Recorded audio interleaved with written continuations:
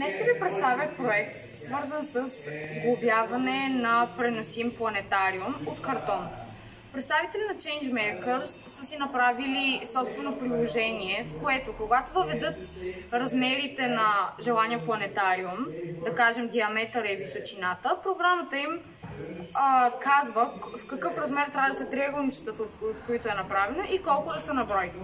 Ето тук имаме по-голям прототип с по-големи триъгълничета. Както виждаме, те се нагъват в края, за да може да се получи самата сферична форма на планетариума. Всъщност са успяли да направят и самия планетариум в по-големи размери, така че да влезнат 15 човека в него и то седнали. Ето тук имаме големи парчета картон, от които са направени триъгълниците на планетариума, и това е базата, която е поддържала планетариума общо взето.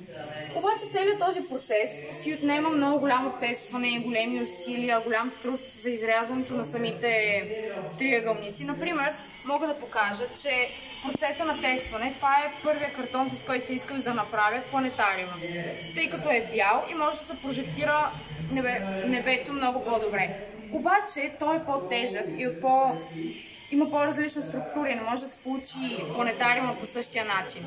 И това показва колко важен е процесът и на самото тестване. После са стигнали до удачния картон, който преди малко показах, и са успяли да си направят цялостния проект с голям планетариум, така че да влезат 15 души и то седнали. Каква е ползата от преносимия планетариум, който ние сме се сглобили в училище?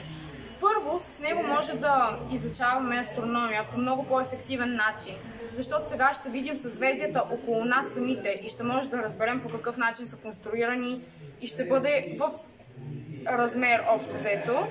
Също така, освен астрономия, може да се изучават и митовете и легенди, които са базирани на съзвездията. Например, когато използваме приложението Stellarium, може да си проектираме самите съзвездия, независимо дали става въпрос съзвездията над нас, когато въведем координатите, или може да потърсим някое конкретно, като съзвездието Касиопея.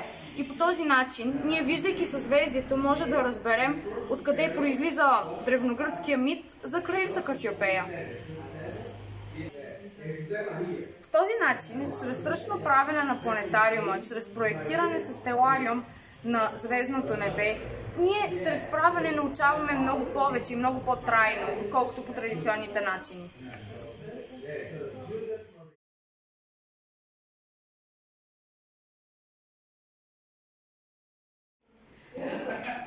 Нашата задача беше да се запознаем с новите на 3D моделирането. Използвахме сайт Tinkercad, защото първо е безплатен и защото има основни 3D форми, с които може да се работи. Задачата ни беше да направим полусфера, която наподобява купола на един планетариум. За целта използвахме полусфера като 3D обект, само че тя е пълна и трябваше да бъде куха. Затова се научихме как се работи по-подробно с тази програма. Направихме прозорци под формата на триъгълници и естествено сферата куха.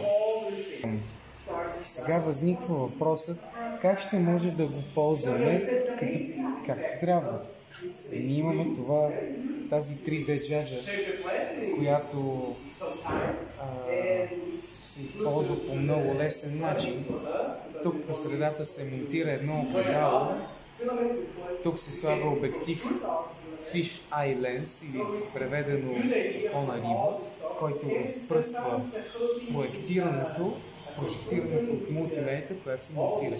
Чрез програмата Stellarium ние можем да отворим на нашия компютър и да прожектираме чрез мултимедията, която се прожекцията се огледалото и се разпръсква от обектива по тавана на нашия купол, който е купол. Задачата не беше трудна, интерфейсът на програмата е много приятен, всичко беше усвоено както трябва и те ни накараха да работим с 2D форми, само че да си представяме как те ще изглеждат в 3D.